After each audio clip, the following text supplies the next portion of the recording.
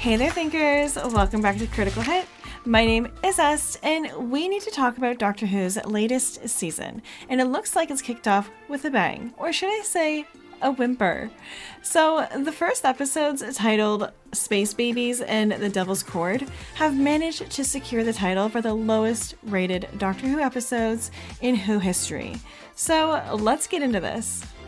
So it does look like Doctor Who's latest episodes, Space Babies and The Devil's Cord, just hit rock bottom in ratings. They've officially clinched the title for the lowest rated Doctor Who episodes ever, beating Ncuti Gatwa's previous record low with The Church on Ruby Road. That special, didn't go over so well either with the audience. Maybe they should have saved their press tour for a series that people actually want to watch. The Doctor, who thought it was a brilliant idea to tell people that 1, the show isn't for them, 2, if you're white, you're mediocre, and 3, if you don't like it, tough luck, don't watch. And we all know how well that third one tends to work out for TV shows. But apparently, Ncuti missed that memo and single-handedly torpedoed any chance that Doctor Who had by going on an online tirade before the show even aired. The lead up to Doctor Who's Season 1 premiere has been quite the roller coaster. First, the crew decided to slap longtime British fans right in the face by scheduling the premiere at prime time for the Disney Plus audiences in the US, while airing it in the middle of the night for British viewers. So while the internet grumbled, most media outlets didn't bother to pick up the story. However, I guess breaking tradition is a new tradition for Doctor Who. So, you'd think Doctor Who is ultimately a British show, right? But now that Disney's got its little grubby paws all over it, suddenly it's like they're trying to Americanize it, even though it's always been British at its core. It's doing a 180, so you can practically see Disney's influence seeping in it. And so, well, you know how it goes when Disney takes over something, right? It's all about that forced superficial diversity, equity, and inclusion infecting every aspect of the show. Now, Russell T Davies made it clear that the show would be an ode to identity politics in his several interviews.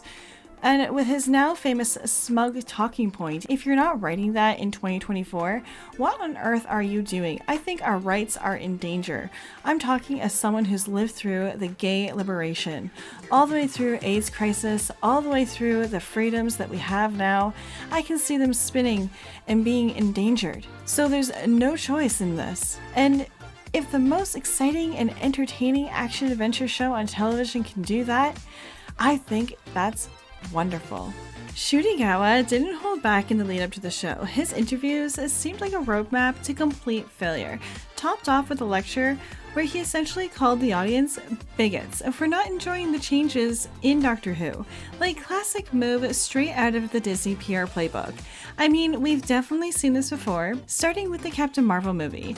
His interviews were basically a series of lectures on white mediocrity, and he even topped it off by telling viewers, don't watch.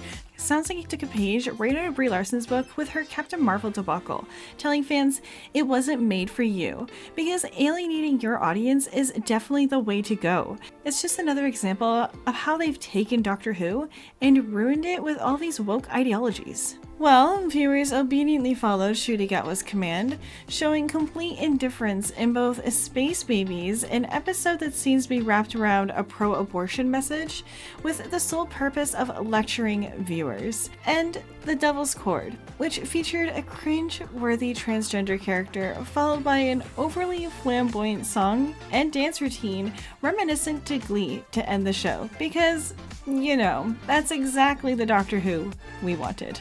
Well, it looks like Space Babies and The Devil's Cord didn't exactly set the world on fire, with overnight ratings of 2.6 million and 2.4 million, respectively.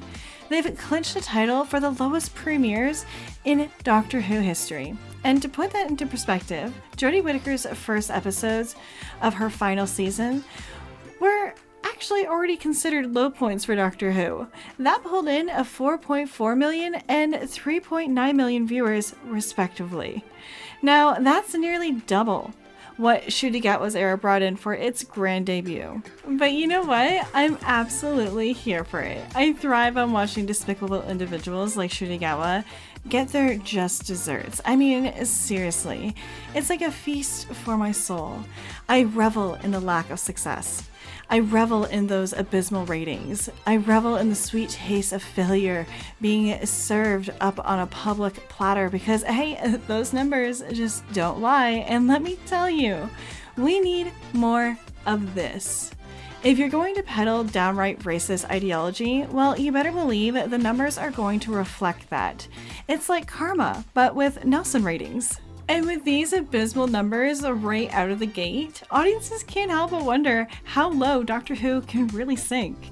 The BBC must be in full panic mode, especially since they've committed to Ncuti Gatwa all the way through till 2029, despite companion Millie Gibson already signaling her exit from the show before these episodes even aired.